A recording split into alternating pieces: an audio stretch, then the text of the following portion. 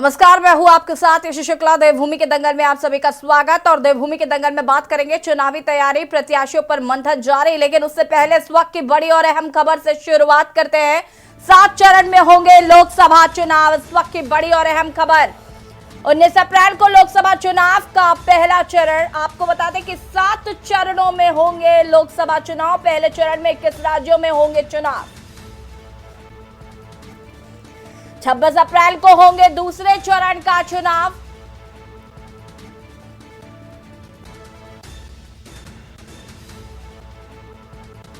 सात मई को होगा तृतीय चरण का मतदान। 7 मई को होगा तृतीय चरण का मतदान। 13 मई को होगा चौथे चरण का मतदान और 12 राज्यों में चुनाव।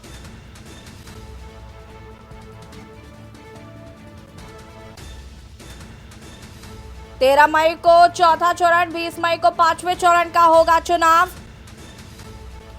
25 मई को छठे चरण का होगा चुनाव और 1 जून को होगा 7वें चरण का मतदान। लोकसभा चुनाव 2024 की तारीखों का इलेक्शन कमीशन ने की घोषणा।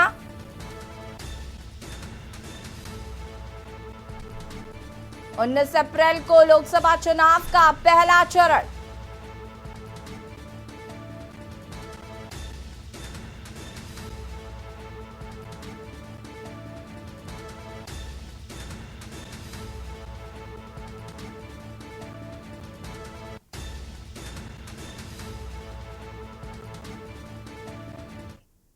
जहां तो इलेक्शन कमीशन ने प्रेस कॉन्फ्रेंस कर लोकसभा 2024 के चुनावों की तारीखों का ऐलान कर दिया है। और बढ़ेंगे देवभूमि के दंगल की तरफ और बात करेंगे चुनावी तैयारी, प्रत्याशियों पर मंथन जारी। देश में लोकसभा चुनाव का बिगुल बज चुका है। चुनाव आयोग ने तारीखों का ऐलान कर दिया है और 2024 की लड़ाई काफी दिलचस्प नजर आ रही है। देवभूमि उत्तराखंड की 5 लोकसभा सीटों को जीतने के लिए भी भाजपा कांग्रेस में आमने सामने की टक्कर देखने को मिल रही है। भाजपा ने एक ओर जहां 5 सीटों पर प्रत्याशियों को मैदान में उतार दिया है, तो वहीं दूसरी ओर 3 सीटों पर आसानी से टिकट फाइनल होने के बाद कांग्रेस में 2 सीटों पर पेच फंसा है। कांग्रेस हरिद्वार और नैनीताल लोकसभा सीट पर प्रत्याशी के चयन पर मंथन कर रही है। खबर है कि हरिद्वार सीट से टिकट के लिए पूर्व सीएम हरीश रावत और पार्टी के प्रदेश अध्यक्ष करण माहरा लगातार दिल्ली में डटकर अपना दावा पुख्ता करने में लगे। वहीं नैनीताल सीट से भी टिकट के कई दावेदार होने से मामला लंबा खिंच रहा है। एक तरफ जहां कांग्रेस प्रत्याशियों पर मंथन कर रही है, तो दूसरी ओर भाजपा अब चुनाव प्रचार अभियान को धार देने जा रही है। इसके तहत 5 सीटों पर आक्रामक प्रचार अभियान शुरू करने की तैयारी की जा रही है। सवाल यह है कि आखिर कांग्रेस कब प्रत्याशियों की घोषणा करेगी और कब प्रत्याशी अपनी चुनावी तैयारियों को शुरू करेंगे। आज इसी मुद्दे पर करेंगे विस्तार से चर्चा। उससे पहले रिपोर्ट। देवभूमि उत्तराखंड में लोकसभा चुनाव को जीतने के लिए सभी राजनीतिक दलों की ओर से तैयारियां शुरू कर दी गई हैं। राज्य की 5 लोकसभा सीटों में भाजपा कांग्रेस में सीधा मुकाबला देखा जा रहा है। हालांकि भाजपा तैयारियों के लिहाज से अपने विरोधी दलों से काफी आगे निकल चुकी है। इसी के तहत भाजपा ने 5 लोकसभा सीटों पर प्रत्याशियों के ऐलान के साथ ही चुनाव प्रचार अभियान को धार देना शुरू कर दिया है। इसके साथ ही भाजपा ने उत्तराखंड की सभी सीटों को 5 लाख वोटों के अंतर से जीतने का लक्ष्य भी रखा है। भाजपा ने प्रत्याशियों की घोषणा के बाद जोर शोर से प्रचार शुरू कर दिया है, तो वहीं पार्टी ने बैनर, पोस्टर, होर्डिंग वॉर की तैयारी भी शुरू कर दी।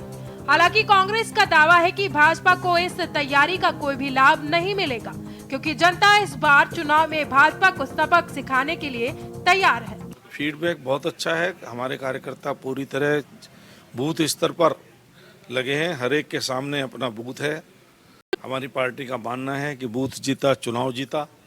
उसको लेकर बूथ स्तर पर प्लानिंग है। बूथ स्तर पर कार्यकर्ता एक्टिव होकर के काम कर रहे हैं। उनको और अधिक मोटिवेट करने के लिए सभी बड़े नेता प्रवास करेंगे। जनता पार्टी को इस बात का जवाब देना पड़ेगा कि उत्तराखंड की जनता या विपक्ष ने त्रिवेंद्र रावत पर फेल की मोहर नहीं लगाई थी।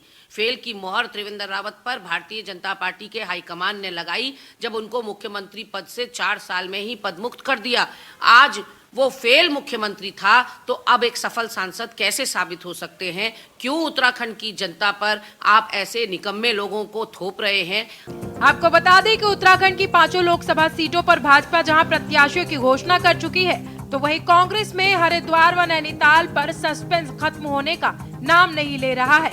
इसी बीच प्रमुख दावेदारों ने अंतिम समय में जोर लगाने को दिल्ली में डेरा डाल दिया है। सूत्रों से मिली जानकारी के मुताबिक हरिद्वार सीट से टिकट अब हरीश रावत व करण महारा के बीच फंसा हुआ है। एक तरफ पूर्व सीएम तो दूसरी तरफ प्रदेश अध्यक्ष के होने से कांग्रेस के लिए फैसला चुनौतीपूर्ण माना जा रहा है। वहीं नैनीताल सीट से यशपाल आर्य, भुवन कपाड़ी, रंजीत सिंह रावत, प्रकाश जोशी व महेंद्र पाल जैसे दावेदार होने में समय लग रहा है। कि हालत आज ये हो गई कि उनको प्रत्याशी मिल नहीं रहे और जो प्रत्याशी को कांग्रेस कह रही है वो लड़ना नहीं चाहते। तो हालात ये हैं कि एक तो प्रत्याशी मिल नहीं रहे हैं और जिनको कांग्रेस कह रही वो लड़ना नहीं चाहते। आज कांग्रेस केवल रस्म अदायगी के लिए चुनाव लड़ रही है, क्योंकि कांग्रेस को पता है कि पूरे देश के अंदर आज माहौल क्या है और उत्तराखंड के अंदर माहौल क्या है। दिल्ली में स्क्रीनिंग कमेटी की और सीईसी की एक बैठक हो चुकी है। उसमें जो हमारे कैंडिडेट्स हैं उनके नामों पे चर्चा हुई है और जो 2 कैंडिडेट हमारे रह गए हैं, निश्चित तौर पर अभी एक सीईसी की बैठक और होनी है। उसमें जो भी हमारा जिताऊ कैंडिडेट होगा, जो मजबूत कैंडिडेट होगा, उसको हम चुनाव में उतारेंगे और निश्चित तौर पर उत्तराखंड की 5 लोकसभा सीट इस बार कांग्रेस जीतने जा रही है। कुल मिलाकर चुनाव के लिए समय बेहद कम है। यही वजह है कि राज्य में राजनीतिक सरगर्मियां तेज हो गई है। एक तरफ जहां भाजपा अपने विरोधी दलों से चुनावी तैयारियों के लिहाज से काफी आगे है, तो दूसरी ओर कांग्रेस समेत तमाम विपक्षी दल अभी तक प्रत्याशियों पर ही मंथन कर रहे हैं। ऐसे में सवाल ये है कि आखिर कैसे कब प्रत्याशियों का ऐलान करेगी कांग्रेस और कब प्रत्याशी चुनावी मैदान में तैयारियां शुरू करेंगे। के न्यूज के लिए उत्तराखंड डेस्क रिपोर्ट। जी हाँ, तो इलेक्शन कमीशन ने जहां एक और चुनाव की तारीखों की घोषणा कर दी है, आज से आचार संहिता भी लागू हो गई है, तो वहीं दूसरी ओर अगर हम उत्तराखंड की बात करें तो बीजेपी ने अपनी 5 सीटों पर प्रत्याशी घोषित कर दिया है। कांग्रेस ने अभी सिर्फ 3 ही सीटों पर प्रत्याशी घोषित किए हैं, 2 पर मंथन जारी है। ऐसे में सवाल ये उठ रहा है कि क्या कांग्रेस के पास प्रत्याशियों की कमी है और कार्यकर्ताओं की कमी है। तमाम चीजें कांग्रेस को लेकर सत्ता पक्ष की तरफ से सवाल उठाए जा रहे हैं। साथ ही साथ अगर हम बात करें कांग्रेस की, तो कुछ ऐसे भी दावेदार नेता है जिनको हाईकमान चुनाव लड़ाना चाहता है, लेकिन वो चुनाव लड़ना नहीं चाहते, तो इसको लेकर भी सत्ता पक्ष सवाल खड़े कर रहा है। आज हम इसी मुद्दे पर चर्चा करेंगे। उससे पहले मेहमानों से परिचय करा देते हैं आपका। कुंवर जपेंद्र सिंह जी प्रदेश प्रवक्ता बीजेपी से हमारे साथ जुड़ चुके हैं। मंजू त्रिपाठी जी प्रवक्ता कांग्रेस हमारे साथ जुड़ चुके हैं। शांति प्रसाद भट्ट जी केंद्रीय प्रवक्ता यूके जी हमारे साथ जुड़ चुके हैं। साथ ही साथ रतन मणि डोभाल जी जो कि वरिष्ठ पत्रकार हैं हमारे साथ जुड़ चुके हैं। आप सभी का बहुत बहुत स्वागत है सबसे पहले तो। और शुरुआत करेंगे मंजू त्रिपाठी जी आपसे। ये कहा जा रहा है कि कांग्रेस के पास जो दावेदार है, जिनको आप दावेदारी देना चाहते हैं या प्रत्याशी बनाना चाहते हैं, वो चुनाव नहीं लड़ना चाहते और आपके पास नेताओं की कमी है या आपके पास शहरों की कमी है, इसलिए इतना वक्त लग रहा है प्रत्याशियों के मंथन पर। आज तो तारीखों की घोषणा भी हो गई है। देखिए याशी जी, ऐसा कुछ भी नहीं है। इन्होंने जो हमारी पार्टी है वो कौन अपने क्षेत्र में सक्रिय नेता है उस पे मंथन चल रहा है कि किसको चुनावी मैदान में उतारा जाए। इन्होंने तो 3 सांसदों को, सिटिंग सांसदों को, विलुप्त सांसदों को टिकट दे दिया और उसके बाद जिसको इन्हीं की पार्टी ने फेल समझा, जिस मुख्यमंत्री को, त्रिवेंद्र सिंह रावत जी को, और उन्हीं को ये कैसे कह सकते हैं कि ये सफल सांसद साबित हो गए। इसका मतलब ये उत्तराखंड की जनता से छल करने का काम कर रहे हैं। ये जो है ये उत्तराखंड की जनता के साथ ये टिकट डिक्लेयर करके इन्होंने कोई न्याय नहीं किया है। आपको पता है टिहरी सांसद की क्या स्थिति है, वो कभी अपने सेल से बाहर नहीं आती हैं, कभी भी जनता के बीच में नहीं जाती हैं, जनहित के मुद्दों से हमेशा वो नदारत रहती हैं। तो खाली राजशाही का जो मोहर लगा है उस पर इन्होंने टिकट दिया। इनको ये सही साबित करता है कि इनको इससे कोई मतलब दे रहे, जनता के हित से इनको कोई लेना देना नहीं। जनता बेरोजगार है मेरी वजह से, इनका ये कहना है। जनता बेरोजगारी की आग में झुलस रही है, कोई बात नहीं। आए दिन जो है महिलाओं के साथ अत्याचार हो रहा है, उससे इनको कोई मतलब कुल मिलाकर और जनहित के मुद्दों से इनका कोई सरोकार नहीं है। ये लोग खाली मीडिया के द्वारा या जैसे भी कह लीजिए, ये लोग सिर्फ वो जो है प्रचार प्रसार पर सारा पैसा खर्च कर रहे हैं और जनता को गुमराह करने के अलावा कुछ भी इनके पास नहीं है। ठीक है। जपेंद्र जी क्या कुछ कहना चाहते हैं? मंजू जी ने कई बातें कही कि आपने सिटिंग सांसदों को टिकट दे दिया, आपने एक फेल मुख्यमंत्री को टिकट दे दिया और अब आप ये कह रहे हैं कि वो सफल सांसद बन जाएंगे। जो बातें कि जनता की बेरोजगारी से आपका कोई लेना देना नहीं है, जो उत्तराखंड में पलायन हो रहा है उससे आपका कोई लेना देना नहीं है, क्या कहना चाहते हैं? ऐसा मंजू जी का मानना है, उत्तराखंड की जनता का मानना नहीं है।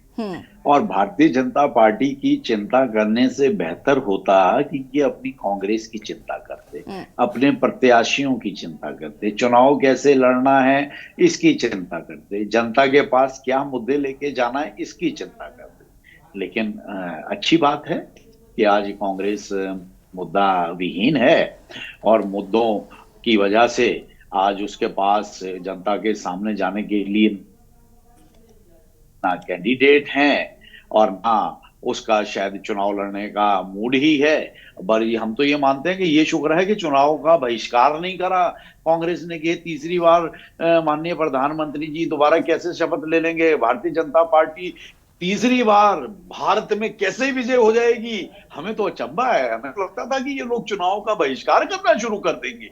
लेकिन चलिए, ये कांग्रेस है, कांग्रेस कुछ भी कह सकती है और कुछ भी कर सकती है। जपेंद्र जी ये आप कैसे मन तो रावण का भी नहीं रहा जपेंद्र भाई। मंजू जी मैं आऊंगी, रुक जाइए जरा, और लोगों के रिएक्शंस के बाद हम इस पर विस्तार से चर्चा करेंगे। सवाल जपेंद्र जी आपसे है लेकिन जवाब मैं बाद में लूंगी।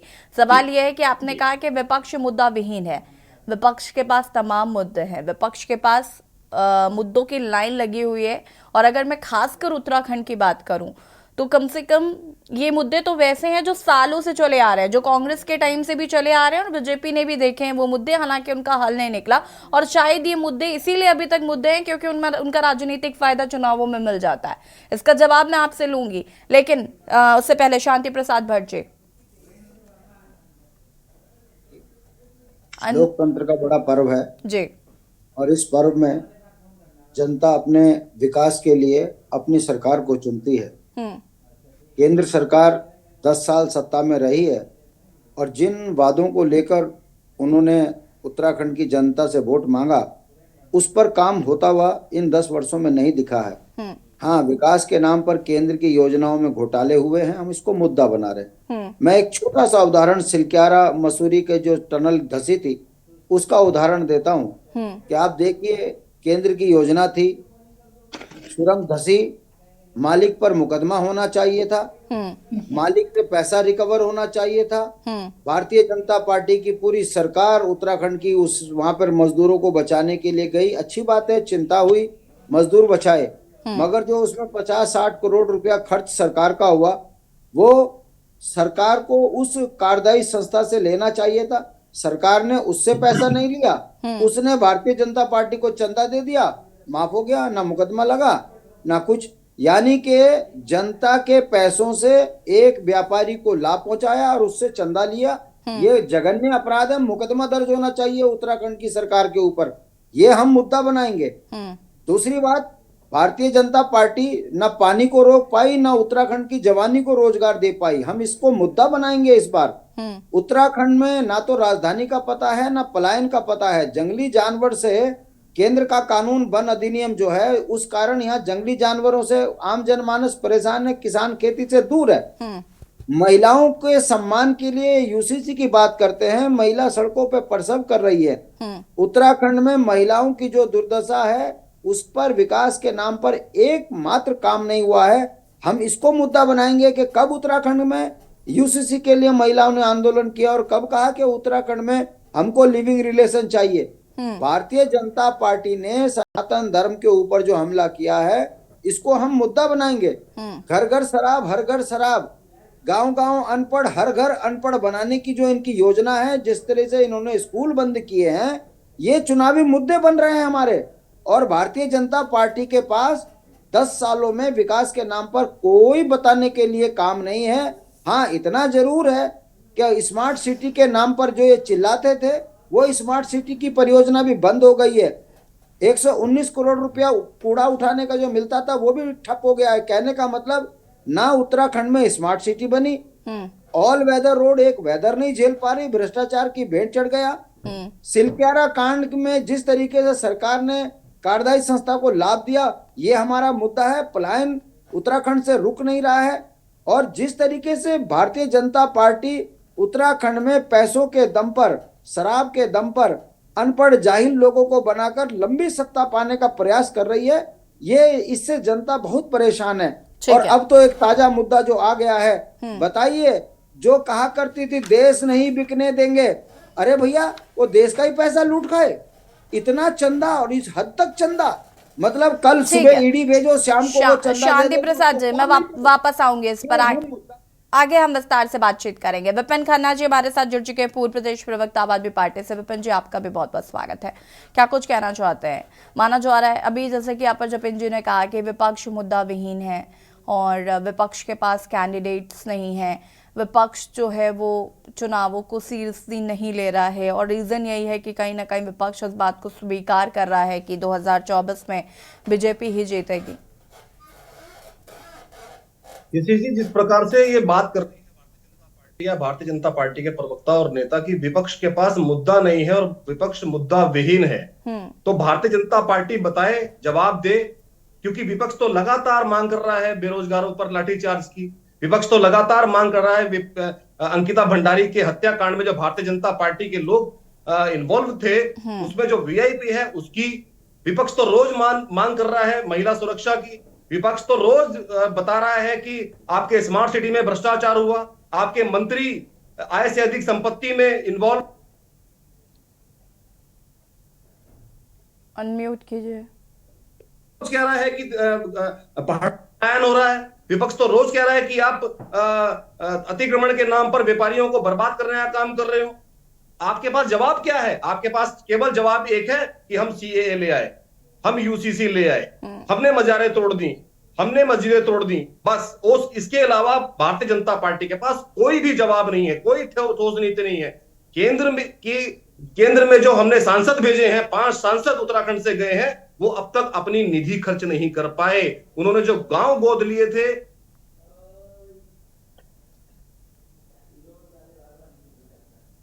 बात करने का मादा रखिए, तो पर जवाब देने का मादा रखिए। आपसे जो बात करता है विपक्ष षड्यंत्र कर रहा है, विपक्ष को विकास दिखाई नहीं दे रहा है। अरे आप कुछ बताइए ना, क्या आप कर रहे हैं? आपके पूर्व मुख्यमंत्री जिनका आपने टिकट काट दिया, उन्होंने आरोप सरासर लगाया था कि भारतीय जनता पार्टी के लोग 45% कमीशन खाते हैं। आज जो इलेक्टोरल बॉन्ड सार्वजनिक हुआ है, जो माननीय सर्वोच्च न्यायालय द्वारा भारतीय जनता पार्टी के चेहरे से नकाब उतारा गया है, उससे साफ पता लगता है कि भारतीय जनता पार्टी किस तरह से लोगों को ठगने का काम कर रही है, किस तरह से ब्लैकमेल कर इलेक्टोरल बॉन्ड के नाम पर पैसा लेने का काम कर रही है।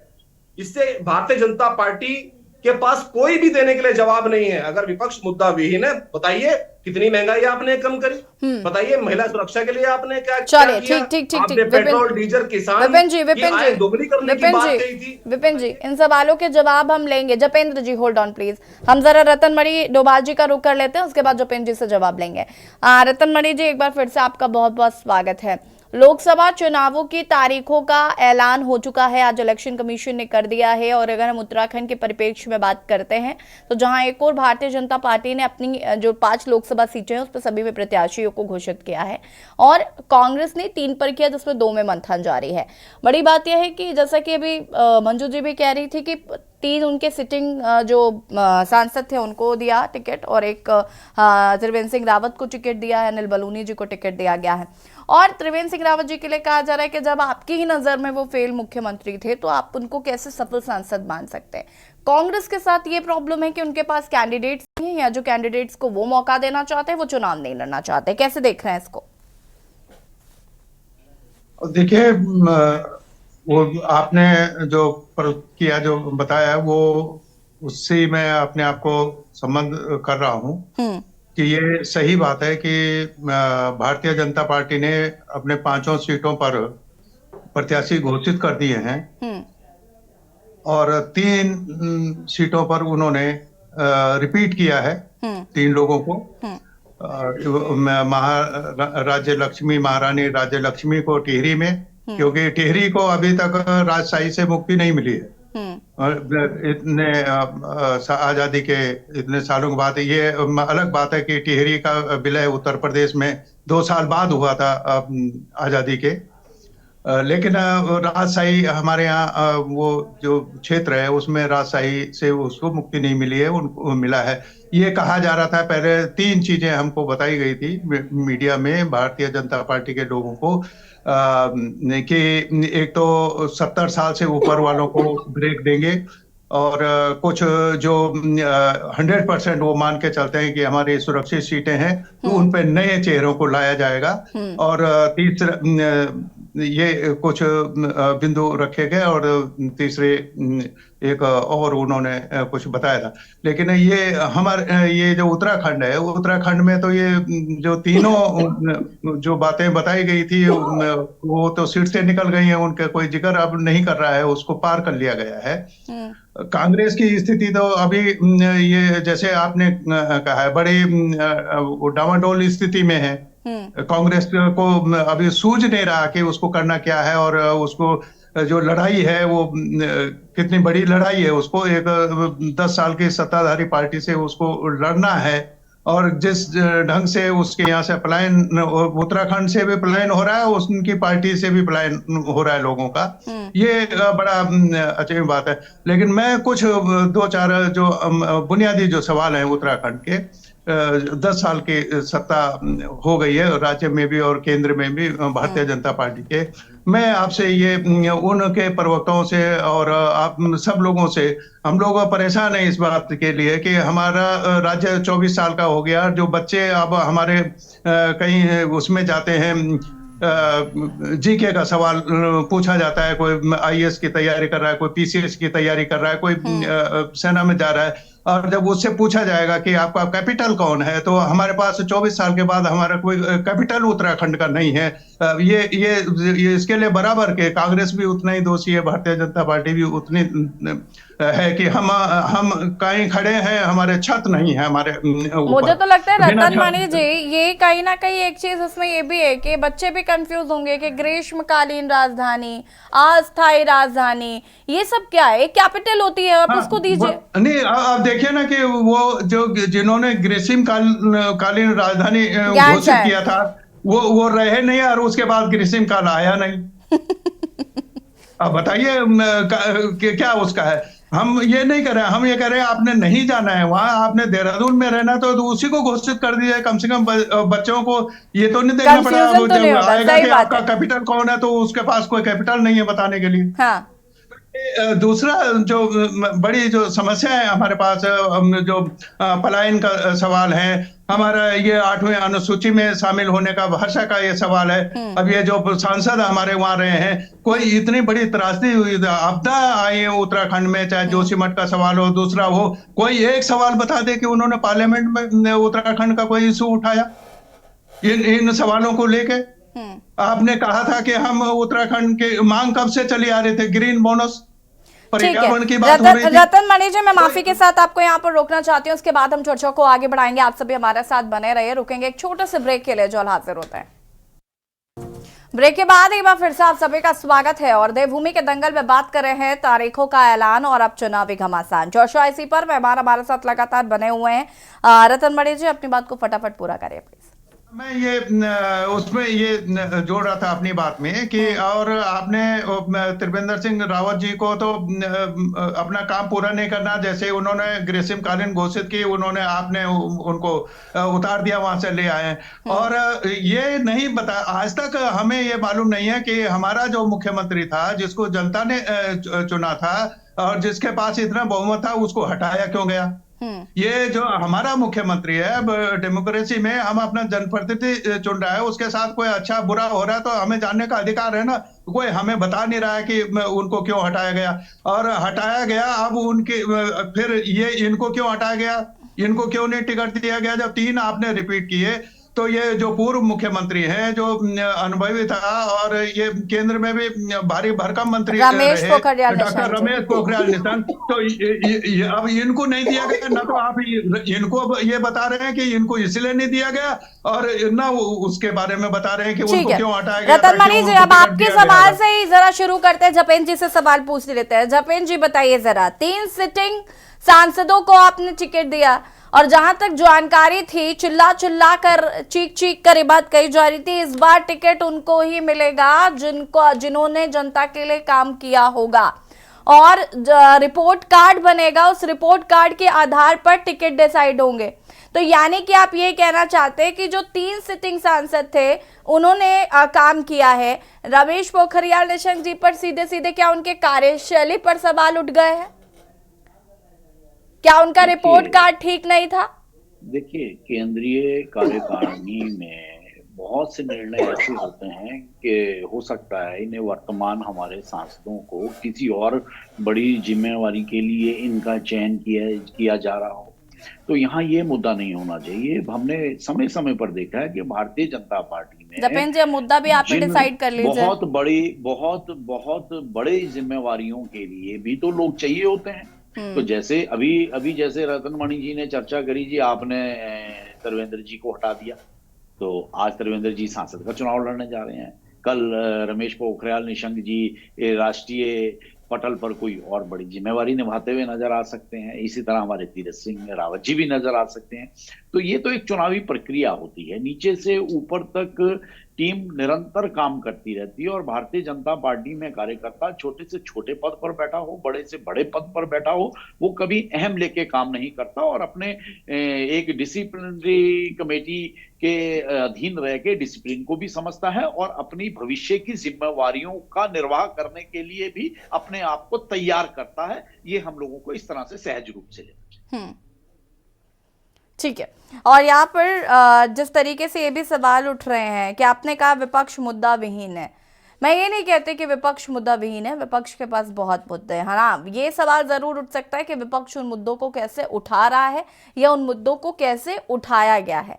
मुद्दे बहुत हैं जपेंद्र जी, जिसमें राजधानी का मुद्दा बहुत बड़ा मुद्दा है और जैसा कि अभी रतन मणि जी ने इस बात का जिक्र भी किया कि हमें इतना कंफ्यूजन क्रिएट कर दिया गया है, ग्रीष्मकालीन राजधानी, अस्थायी राजधानी। और अगर आपको लगता है, देखिए कांग्रेस के कुछ लोगों ने ये बात विधानसभा में कही भी, तो आप लोगों ने इस बात को काफी ज्यादा हाईलाइट कर दिया कि बताओ कांग्रेस के लोग ही नहीं चाहते हैं कि गैरसैंण को राजधानी बनाई जाए। अरे आप नई गैरसैंण में विधानसभा सत्र कराओगे और अगर आपको सब देहरादून में ही करना है तो देहरादून को घोषित कर दीजिए फिर, या फिर आप इसलिए नहीं कर रहे ताकि ये चुनावी मुद्दा सालों साल तक बना रहे और इसी में वोट आप ग्रैब करते रहे, चाहे कांग्रेस हो चाहे बीजेपी हो। I am not talking about BJP only. Janata party निश्चित तौर ये समझती है कि जन भावनाओं से जुड़े हुए इस मुद्दे के ऊपर कुछ काम होना है और यकीन मानिए इसके ऊपर जो इसका निराकरण होगा या जो इसका हल ढूंढा जाएगा और एक सम्मानजनक तरीके से जो भविष्य की योजनाएं बन रही हैं, तो निश्चित तौर पर भारतीय जनता पार्टी ही ये करेगी और भविष्य में हम जब फिर चर्चा करने बैठेंगे तो आज के संदर्भ में भी बात करेंगे। शांति प्रसाद भट्ट जी।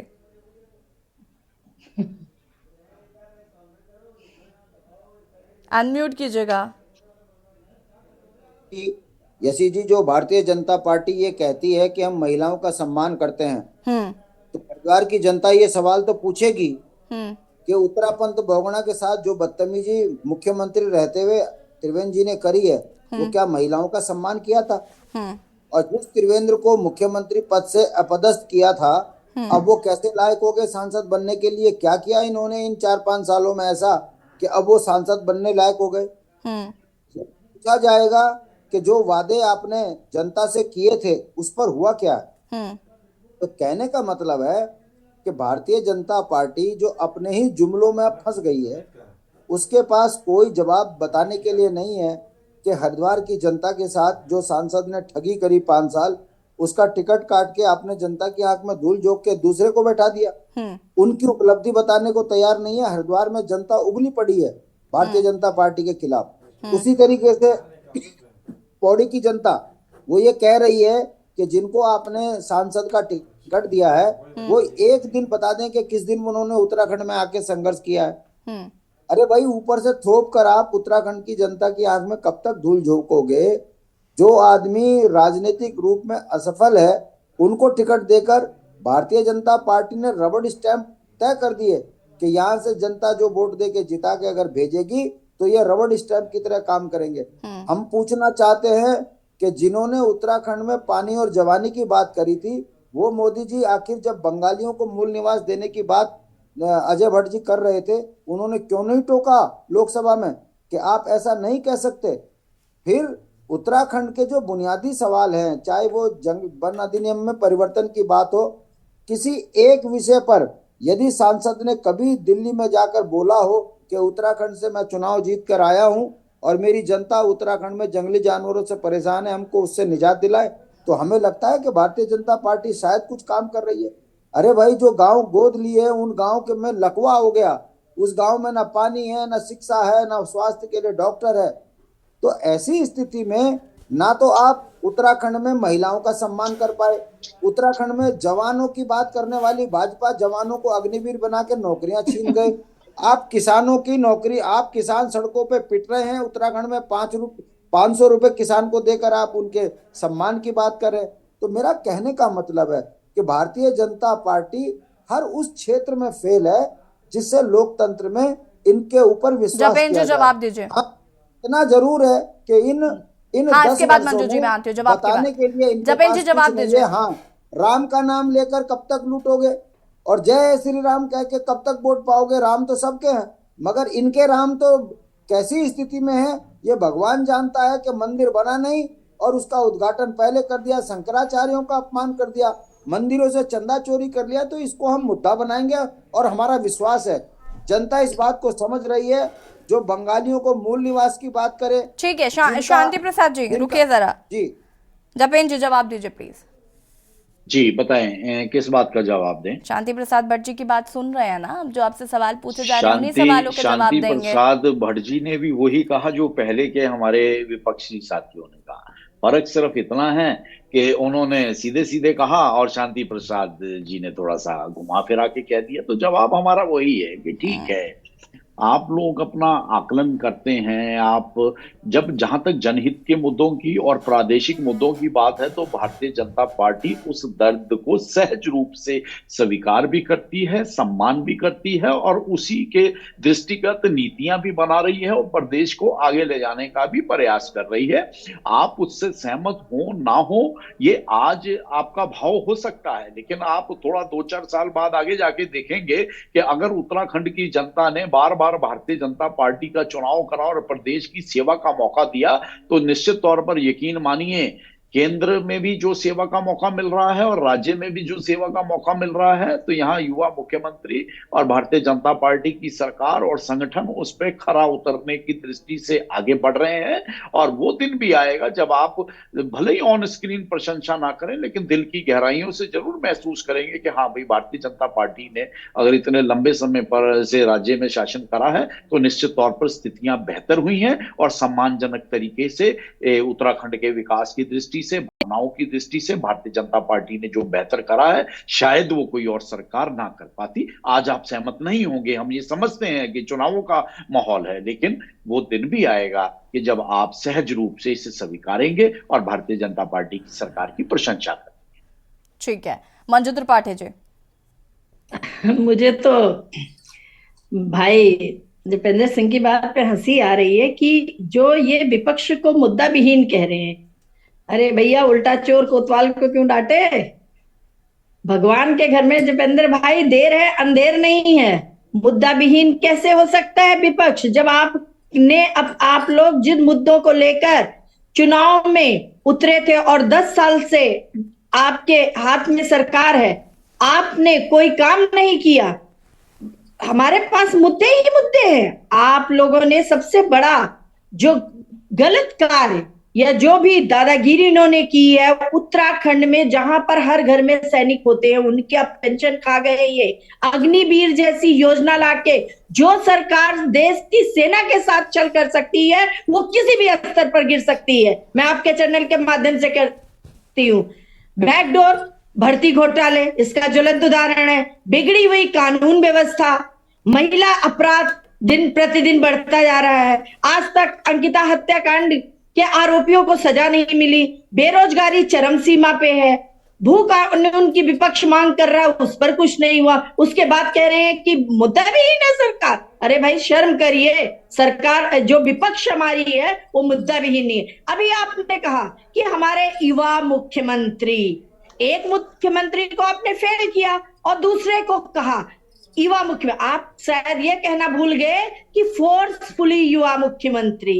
एक मुख्यमंत्री को आपने फेल किया, उनको बिठाया, और जब कांग्रेस की तरफ से युवा उम्मीदवार खड़े हुए भुवन कापड़ी जी, तो उन्होंने आपके युवा मुख्यमंत्री को मंजू जी, तीरथ सिंह रावत को इस बीच आप भूल रहे हैं शायद। त्रिवेंद्र सिंह रावत के बाद तीरथ सिंह रावत जी भी आए थे। हाँ, तीरथ सिंह रावत जी, हाँ बिल्कुल बिल्कुल, सॉरी, तीरथ सिंह रावत जी आए, उनका आपने कुछ और भी याद कीजिए, बहुत कुछ आप भूल रही हैं। उन्होंने महिलाओं के साथ क्या फटी जीन्स, 400 वर्षों तक देश गुलाम रहा, गलत गलत स्टेटमेंट दिए, आपने उनको भी हटाया, तीरथ सिंह रावत। उसके बाद आप लेके आए युवा मुख्यमंत्री, जिसको कह रहे हैं वो फोर्सफुली युवा मुख्यमंत्री को लेगा। और जब वो चुनावी रणनीति में आए तो भुवन कापड़ी जी ने, शायद आप भूल रहे हैं कि उनको हराया था, वो विपक्ष के ही युवा नेता थे। तो इस तरह के बयानबाजी देके, आप इस तरह की बातें करके जनता को गुमराह नहीं कर सकते भाई। चलिए, जपेंद्र जी इस बात का जो है जवाब देना चाहते हैं स्वयं से, उनको लग रहा है ये बात कुछ नहीं है। ठीक है जपेंद्र जी, जवाब दीजिए जरा। और इंसाफ पे भी छोड़ दीजिए। मैं 2 पंक्तियों के साथ में ये अपना वक्तव्य समाप्त करूंगी कि भगवान के इंसाफ पर सब छोड़ दे बंदे, खुद ही तेरी मुश्किलें को आसान करेगा, जो तू नहीं कर सका वह भगवान करेगा। जो आप लोग भ्रष्टाचार फैला रहे हैं, क्या नहीं, जब आपको यशी जी मैं बताऊं, 1987 में जब हमारे स्वर्गीय प्रधानमंत्री राजीव गांधी जी ने पहला एटीएम खोला था, उस दिन इन लोगों ने, इन अंधभक्तों ने भारत बंद का ऐलान किया था। उसी दिन से अंधभक्तों को ये मैं बताना चाहती हूँ कि उसी दिन से डिजिटल इंडिया की शुरुआत हुई। लेकिन उन मुद्दों पे ये लोग बात नहीं करते। ये लोग रुके, आप क्यों नहीं करती मंजू जी, आप क्यों नहीं करती? विपक्ष ही अपने मुद्दों को दबाता है। विपक्ष नहीं, विपक्ष को प्रमुखता से जिन मुद्दों को उठाना चाहिए, आपको मंजू जी मानना पड़ेगा कि हर बात का ठीकरा सत्ता पक्ष पर फोड़ देने से काम नहीं चलता। आपको भी थोड़ी मेहनत करनी पड़ेगी, आपको भी सड़क से लेकर सदन तक लड़ाई लड़नी पड़ेगी। सिर्फ डिबेट पे ये कह देने से कि हमारे पास मुद्दे ही मुद्दे। एक second Manju ji, let me complete. हर समय हर वक्त आप ये कहें कि नहीं सत्ता पक्ष ही जिम्मेदार है, तो आपको ये समझना होगा कि कुछ जिम्मेदारी विपक्ष की भी है और कुछ नहीं, बहुत जिम्मेदारी है। मैं आऊंगी उस पर, उससे पहले जपेंद्र जी जवाब दीजिए, उसके बाद विपिन खन्ना जी आपके पास आते हो। मंजू बहन ने बहुत अच्छा जिम्मा उठाया है भारतीय जनता पार्टी के प्रचार पर।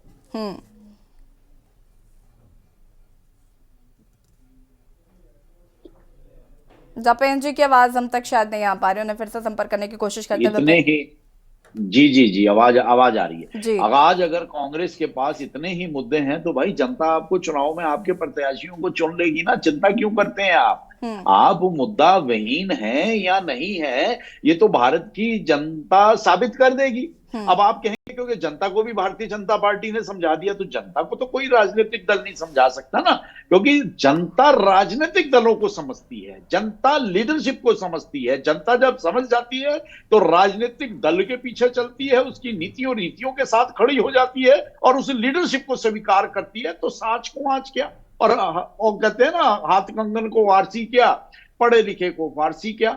15 जून नई सरकार बनेगी और नई सरकार में माननीय प्रधानमंत्री मोदी जी तीसरी बार प्रधानमंत्री की शपथ लेंगे और पूरा विश्व देखेगा।